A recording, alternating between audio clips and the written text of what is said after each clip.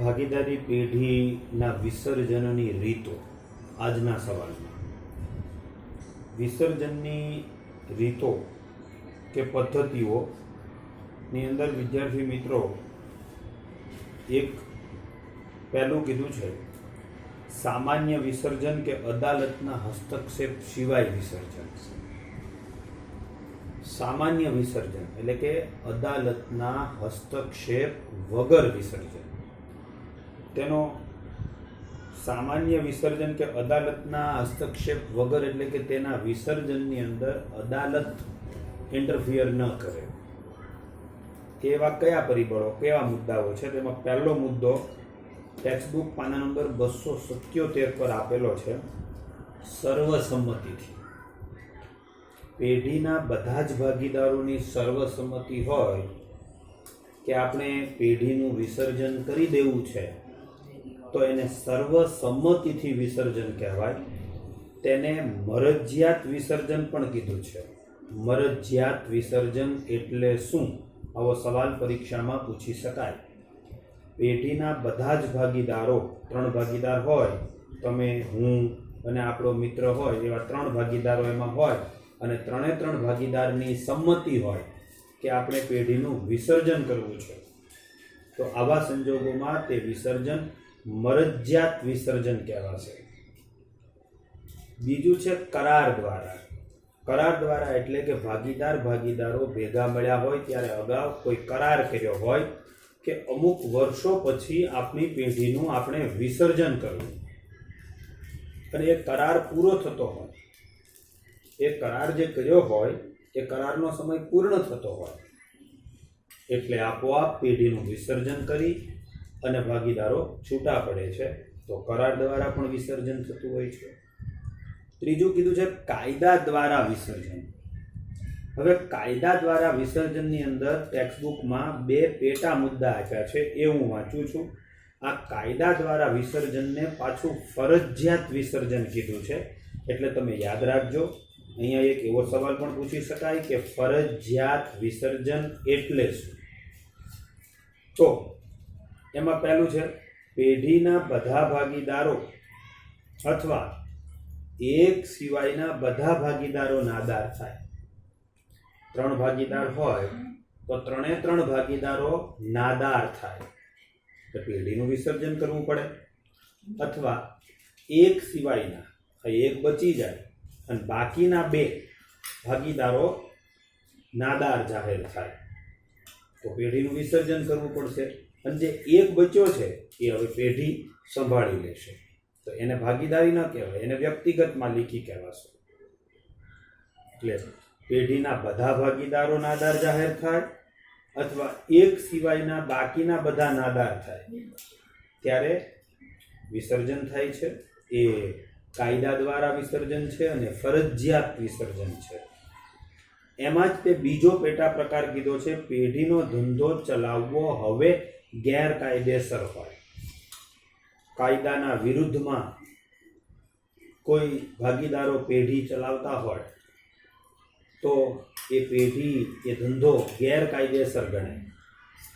જે રાજ્યમાં, જે દેશમાં, જે વિસ્તારોની અંદર જે કાયદો લાગુ પડતો હોય સરકારનો, એનાથી વિરુદ્ધમાં કોઈ ધંધો કરી રહ્યા હોય, ચોરી, લૂંટફાટ કે નશીલા પદાર્થોનું ઉત્પાદન કરવું અને વેચવું કે અન્ય બીજી કોઈ એવી પ્રોડક્ટ બનાવવી અને વેચવી કે જેના ઉપર પ્રતિબંધ હોય, એવા ગેરકાયદેસર ધંધાઓ માટે રચેલી ભાગીદારી પેઢી ગેરકાયદેસર કહેવાય અને એનું વિસર્જન કાયદા દ્વારા થાય, જે ફરજિયાત વિસર્જનમાં આવે છે. ત્યાર પછી 3 મુદ્દા પૂરા કરીને ચોથા મુદ્દામાં આવીએ, ચોક્કસ ઘટનાને કારણે.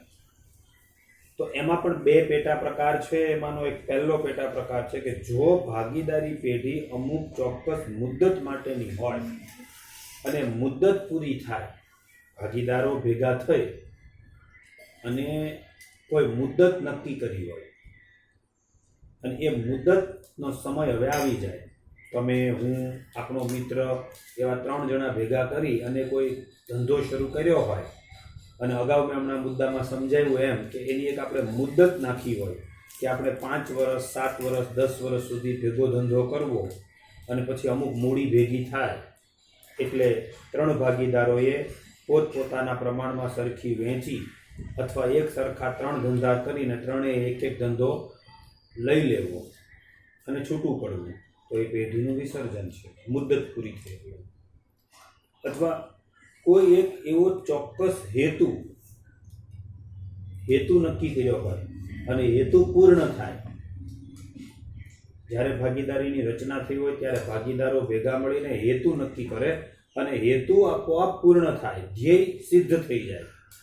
પોતે જે ધ્યેય પામવા માટે ભાગીદારી રચી હોય એ ધ્યેય સિદ્ધ થઈ જાય એટલે આપોઆપ ભાગીદારી પેઢીનું વિસર્જન થઈ જાય છે અને ભાગીદારો છૂટા થાય છે. 4 મુદ્દા જોયા. પહેલો મુદ્દો હતો સર્વસંમતિથી, એટલે મરજિયાત વિસર્જન, જેમાં બધા ભાગીદાર ભેગા થઈને નક્કી કરે કે પેઢી બંધ કરીને છૂટું થવું. બીજો મુદ્દો જોયો કરાર દ્વારા, એટલે કે કોઈ કરાર કર્યા હોય અને કરાર પૂરો થાય એટલે ધંધો બંધ થાય.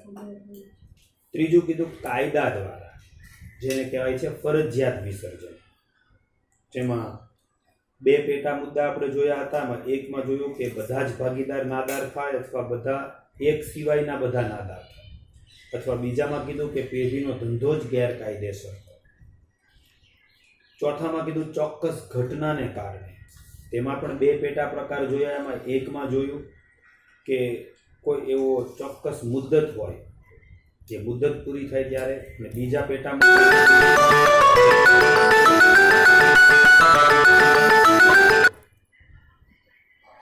કોઈ ચોક્કસ એવો હેતુ પૂર્ણ થાય ત્યારે.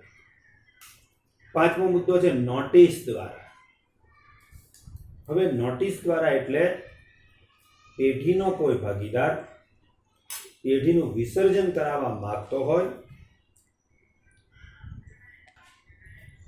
પેઢીનો કોઈ ભાગીદાર પેઢીનું વિસર્જન કરાવવા માંગતો હોય. એવું પણ બની શકે કે કોઈ પેઢીમાં તમે, હું, આપણો મિત્ર એવા 3 ભાગીદારો હોઈએ અને એમાંથી કોઈ એક ભાગીદારને પેઢીનું વિસર્જન કરાવવું છે, તો એ આપણને બંનેને લેખિત નોટિસ આપે અને પેઢીનું વિસર્જન પોતે કરાવવા માગે છે તેવો પોતાનો ઈરાદો રજૂ કરે અને પેઢીનું વિસર્જન કરાવી શકે એવી પણ ભારતીય ભાગીદારી કાયદા 1932ની અંદર જોગવાઈ છે.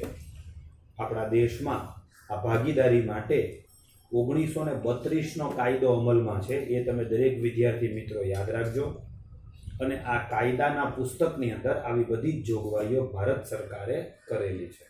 એટલે પેઢીનો કોઈ પણ ભાગીદાર હોય એને હક છે, એને એટલી સત્તાને મળેલી છે, એના આધારે એ ઈચ્છે તો પેઢીનું વિસર્જન કરાવી શકે અને એના માટે પોતાની વિચારધારા કે પોતાનો ઈરાદો રજૂ કરતી લેખિત નોટિસ બાકીના જેટલા ભાગીદારો હોય એને આપી અને પેઢીમાંથી પોતે છૂટો થઈ શકે, પેઢીનું વિસર્જન કરાવી શકે એવી એને પણ એક પ્રકારની સત્તા મળી છે. કાયદા દ્વારા એને હક મળ્યો છે. તો આ ભાગ થયો પહેલો. આપણે સવાલની ચર્ચા કરી હતી કે પેઢીના વિસર્જનની રીતો, પેઢીના વિસર્જનની રીતો કે પદ્ધતિઓ કઈ છે. તો 2 રીતે પેઢીનું વિસર્જન થાય. એમાં પહેલી રીત જોઈ સામાન્ય વિસર્જન, એટલે કે અદાલત વગર.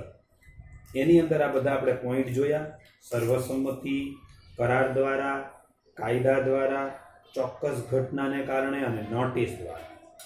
હવે બીજો મુદ્દો આવે છે અદાલત દ્વારા વિસર્જન. મિત્રો, આ છેલ્લો મુદ્દો છે આપણા પ્રશ્નનો. અદાલત દ્વારા વિસર્જન ક્યારે શક્ય બને? ધંધો ચાલતો હોય અને તેની અંદર અદાલત શું કામ હસ્તક્ષેપ કરે, કોર્ટ શું કામ આવે? તો એના કેટલાક મુદ્દાઓ અહીંયા ઉલ્લેખ કર્યો છે ટેક્સ્ટ બુકમાં. એમાં પહેલામાં કીધું છે પેઢીનો કોઈ ભાગીદાર અસ્થિર મગજનો થઈ જાય. 3 ભાગીદારો હોય એમાંથી કોઈ એકાદો ભાગીદાર મેન્ટલી બ્રોક થઈ જાય, અસ્થિર મગજનો થઈ જાય, તો એને બાકીના ભાગીદારો પછી ચલાવે નહીં. ત્યારે અદાલતની અંદર અરજી કરે કે અમારી પેઢીમાં એક ભાગીદાર આવો છે, એને અમે લાંબો સમય સુધી એમનેમ નફામાં ભાગ ન આપી શકીએ, એ કામ કશું કરતો નથી, એ અસ્થિર મગજનો થઈ ગયો છે, તો હવે એને પેઢીમાંથી છૂટો કરવા માટે અમારી પેઢીના વિસર્જનનો ઓર્ડર કરો. ત્યારે અદાલત સમગ્ર ઘટનાની તપાસ કરે અને તપાસને અંતે હુકમ કરે અને આપણી પેઢીનું વિસર્જન થાય. ત્રીજું છે, કોઈ ભાગીદાર પોતાની ફરજ બજાવવા માટે શક્તિમાન ન રહ્યો હોય. એટલે કે એવું બની શકે કે કોઈ બીમાર પડી ગયો હોય અને એ બીમારીને કારણે પોતાનું શરીર હવે સશક્ત ન રહ્યું હોય, એટલે હવે એ આપણી જેવું કામ ન કરી શકતો હોય, તો આપણે એને ક્યાં સુધી નફામાં એમને બેઠો ભાગ એના ઘરે પહોંચાડ્યા કરીએ. તમે એને હું આપણે સખત મહેનત કરી પેઢીને નફાકારક રાખીએ, પણ આવો નબળો બની ગયેલો ભાગીદાર, શારીરિક રીતે હવે નાદુરસ્ત હોય એવો ભાગીદાર જે શક્તિમાન નથી, એને હવે પેઢીમાંથી આપણે દૂર કરવો હોય તો એના માટે અદાલતની અંદર આપણે જાણ કરીએ અને અદાલત ઘટનાની તપાસ કરી અને હુકમ કરે.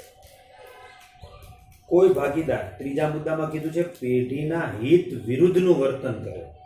હવે આપણી પેઢી છે, આપણે મૂડી રોકી છે, એમાં આપણું હિત હોય છે, છતાં કોઈ ભાગીદાર એવો હોય કે પેઢીના હિતની વિરુદ્ધમાં કામ કરતો હોય, જે આપણા માટે નુકસાનકારક હોય, તો એને આપણે કાઢવો છે પણ નીકળતો ન હોય, ત્યારે અદાલતનો આપણે આશરો લેવો પડે, અદાલતમાં આપણે જાણ કરવી પડે.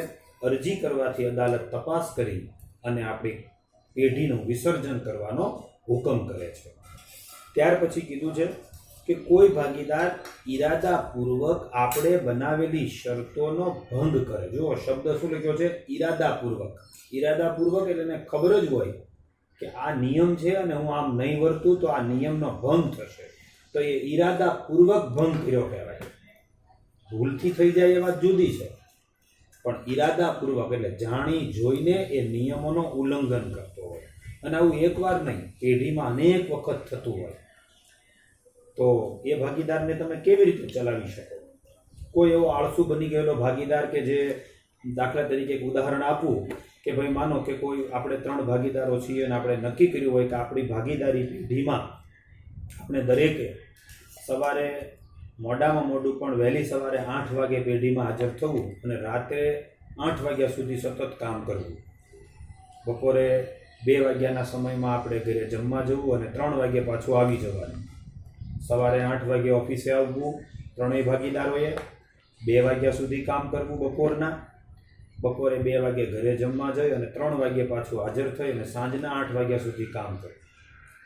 તો એવો કોઈ આળસુ બની ગયેલો ભાગીદાર સવારે 8 વાગે આવવાની જગ્યાએ કોઈ વખત 9:30 આવે, 10 આવે, તો ભાગીદાર છે તો એને નફામાં સરખો જ ભાગ મળશે, પણ કામ તો એ ઓછું કરે છે.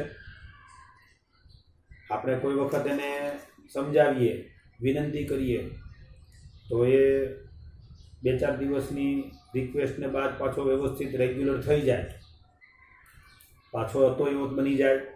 8 વાગે આવવાની જગ્યાએ કોઈ વખત 10 વાગે આવે, 12 વાગે આવે. ખૂબ આપણે કદાચ એને કહીએ તો સવારમાં એ 8 વાગ્યામાં હાજર થઈ જાય, બપોરે 2 વાગે જમવા જાય તે જાય, બપોર પછી આવે જ નહીં પાછો. આવા બાના કાઢ્યા કરતો હોય, આપણી જેમ સક્રિય રીતે કામ ન કરતો હોય, એવા ભાગીદાર સાથે તમે લાંબા ગાળા સુધી ધંધો કરી શકો નહીં. અને એ પણ ભાગીદાર છે, આળસુ છે પણ ભાગીદાર છે આપણો, તો એને સરખો જ આપણે નફામાં ભાગ આપવો પડશે. મહેનત તમે એને હું કરતા હોઈએ, તો આવા ભાગીદારને કાઢવો છે પણ નીકળતો નથી એ, તો ત્યારે આપણે કોનો સહકાર લેવો પડે? અદાલતનો. એટલે કાયદામાં ઉલ્લેખ કર્યો છે કે એવા સંજોગોમાં ભાગીદારો અદાલતમાં અરજી કરે એટલે અદાલત તપાસને અંતે પેઢીના વિસર્જનનો હુકમ કરે છે. આગળના મુદ્દામાં કીધું કોઈ ભાગીદાર પોતાનો હિસ્સો બાકીના ભાગીદારોને જાણ કર્યા વગર બારોબાર ત્રાહિત વ્યક્તિ એટલે અજાણ્યાને વેચી દે. સાંજના સમયમાં ઓફિસ બંધ કરીને છૂટા થયેલા 3 ભાગીદારો બીજા સમયે, બીજા દિવસે સવારે ઓફિસે આવે ત્યારે કોઈ અજાણ્યો જ ભાગીદાર તમારી સામે આવી જાય જેને તમે ઓળખતા નથી. આપણે પૂછીએ ત્યારે ખબર પડે કે એણે, આપણા જ એક ભાગીદારે રાતોરાત એને પોતાનો હિસ્સો વેચી દીધો છે. આવેલો નવો માણસ એ હવે આપણો નવો ભાગીદાર છે, જેને આપણે ઓળખતા નથી, જેની સાથે આપણે પરિચય નથી, એના વ્યવહારનો અનુભવ નથી, તો એની સાથે આપણે ભાગીદારી હવે આગળ કેમ ચલાવવી? અને જે જૂનો ભાગીદાર હતો એણે આપણને જાણ ન કરી, રાતોરાત પોતાનો હિસ્સો કોઈ અન્યને વેચી દીધો, તો તો આવું બને ત્યારે હવે જૂના ભાગીદારને તમે બોલાવો કે તે આવું શું કામ કર્યું, એ પૈસા લઈ લીધા છે, હવે તમને જવાબ ન આપે. અજાણ્યો આવેલો નવો ભાગીદારને તમે કાઢવા કોશિશ કરો તો એણે પૈસા ચૂકવી દીધા છે, એ હવે નીકળશે નહીં. તો આવા સંજોગોમાં જે સક્રિય ભાગીદાર હોય એ અદાલતનો આશરો લેશે અને પેઢીના વિસર્જનની કાર્યવાહી કરી શકે છે. અને છેલ્લે આગળ કીધું છે કે પેઢી સતત ખોટ કરતી હોય ત્યારે પણ અદાલતને આધારે પેઢીનું વિસર્જન થાય.